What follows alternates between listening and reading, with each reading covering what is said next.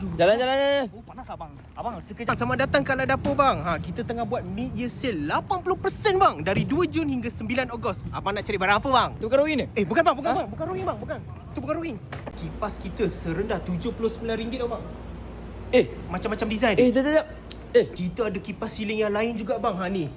Kipas siling 60 inci serendah RM159 je bang. Ini bahagian surface downlight kita. Harga bawah RM4.50, serendah RM10. Macam-macam design ada. Nampak ni? Mana Rohin? Aku nak Rohin. Okey, kejap.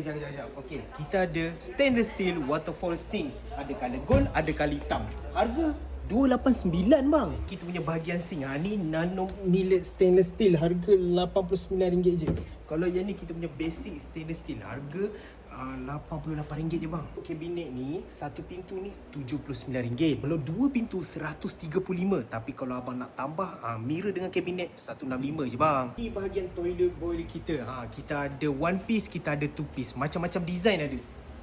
Kau satu kronik yang budak tadi Water heater kita ni harga serendah RM179. Kalau abang nak AC dan DC yang lain, abang boleh tengok kat sini. Banyak pilihan. Mana dia sekarang ni? Sekejap, ni cooker hood kita. Yang ni T-shape. Okey, yang ni slanted hood bang. Dekat Y ni tempat abang, kita ada downlight, kita ada wall switch, kita ada power track, kita ada chandelier, kita ada wall lamp dekat cawangan semenye dengan batu 10 abang. Ini DeLonghi, lepas tu ini ada Leven steel abang. Baru lahon sah. Kau baru Rohin? Oi, kau buat apa ni?